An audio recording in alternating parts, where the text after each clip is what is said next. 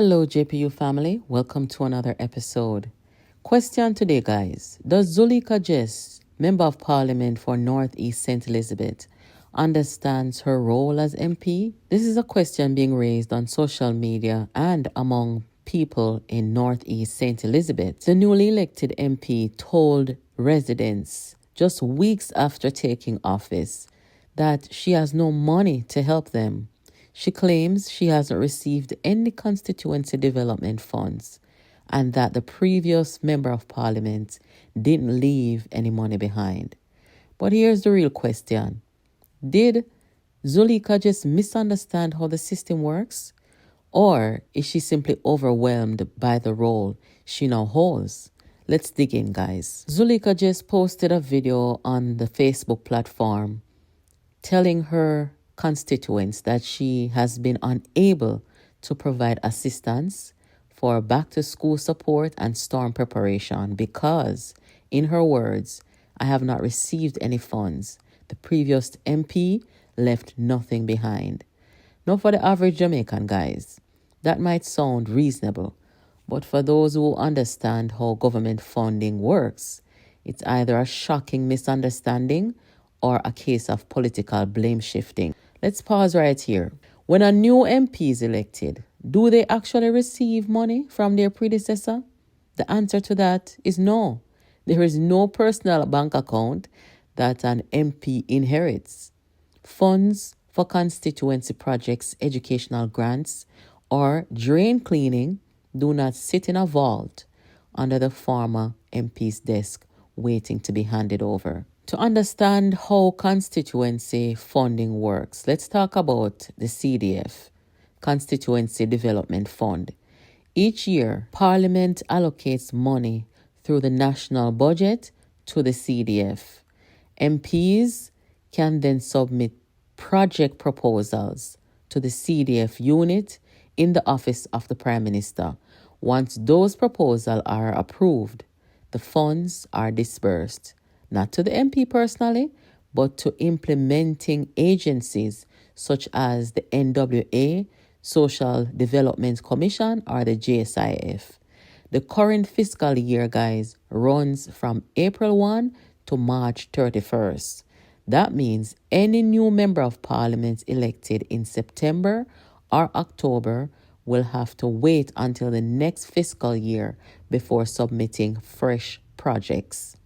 In the meantime, ongoing projects approved under the previous MP may continue, but they remain under the name of that former MP and are managed by the relevant government agencies. So when Zulika Jess says she hasn't received any money, technically, that's expected. But when she says the former MP left nothing behind, that's misleading. There is no mechanism for an MP to, quote, leave funds behind. That's not how governance works. Now let's look at her other complaint, that she hasn't received any of the 400 million allocated for storm preparation and drain cleaning. I heard her mention $3 million as well. But let us talk about who is responsible for storm preparation and drain cleaning. This money was recently announced by the government of Jamaica. They said that normally they would allocate 200 million. They're going to double it to 400 million. But here's the key point. That allocation doesn't go to MPs. It goes through the municipal corporations, National Works Agency, and other implementing bodies. MPs can advocate for areas in their constituency to receive attention, yes, but they don't hold or distribute that money. So if she's waiting for a check to arrive at her office for storm preparations, she'll be waiting forever. And guys, this is why understanding the job description of a Member of Parliament is so important. An MP's primary role is representation and advocacy, not financial distribution. They're lawmakers, not grant officers. Is Zulika just overwhelmed by this new role that she has? If she is, it's understandable. It sounds like she is, and I'm going to let you guys hear what she actually said. Being a first-time Member of Parliament can be daunting. Suddenly, you're responsible for an entire constituency, expected to fix every pothole, every leaking roof, and every child's tuition, even though you don't directly control the resources to do so. But that's where political maturity comes in. An MP must be able to explain the truth to their constituents, not pass blame or give the impression that the government is withholding money unfairly, or to air out your frustration. Because what happens when a member of parliament sets that tone early? It shapes public perception for the rest of their term.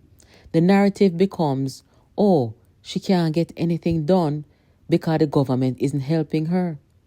But effective MPs find a way to navigate the system by building relationships with ministries, engaging the private sector, and mobilizing community resources.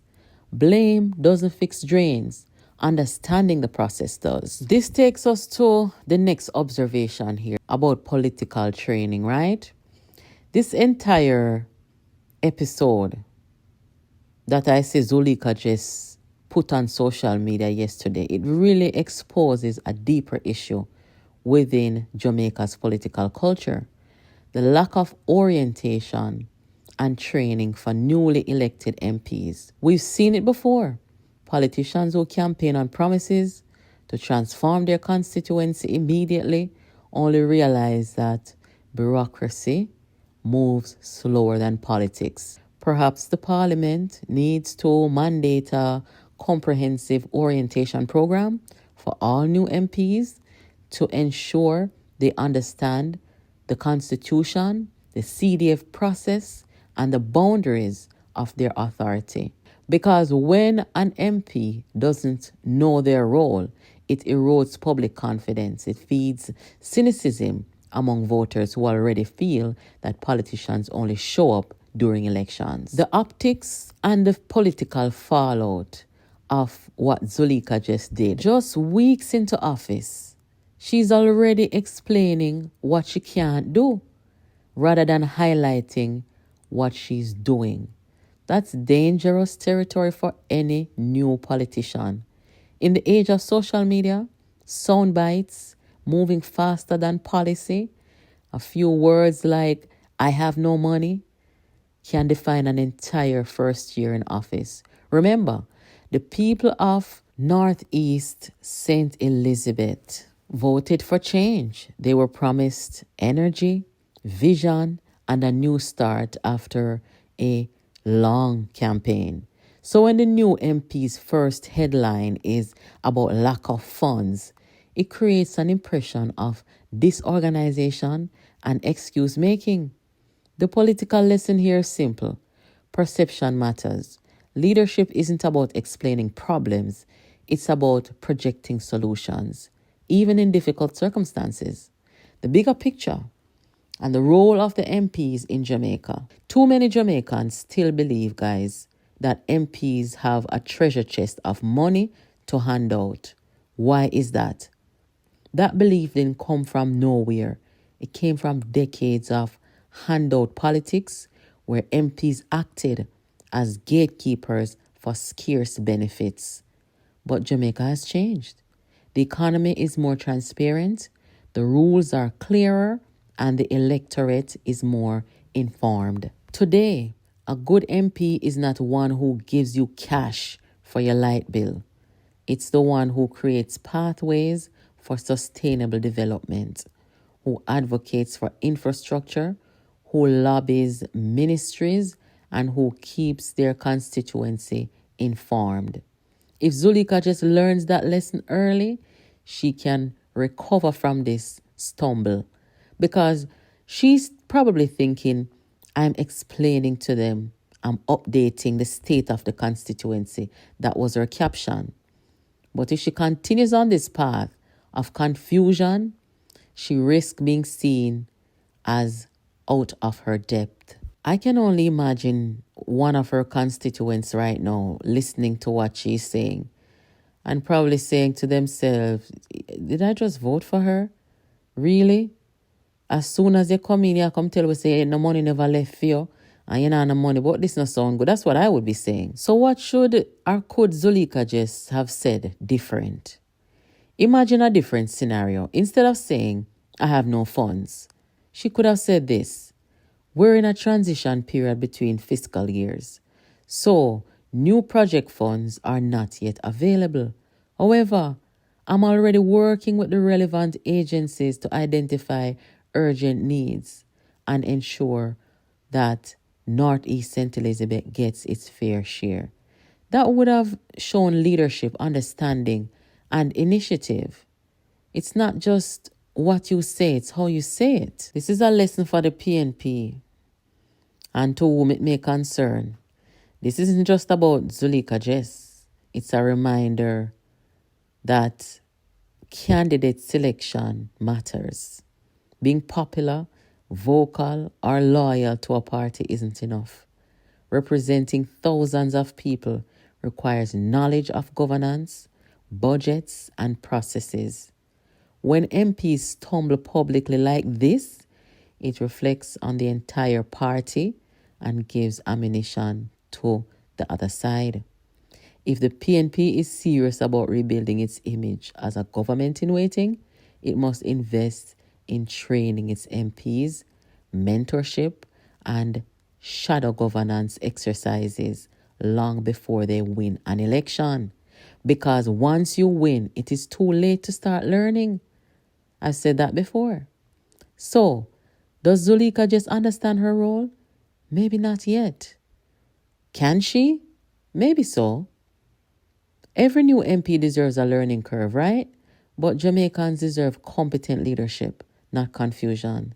The people of Northeast St. Elizabeth will be watching closely, and so will the rest of the country.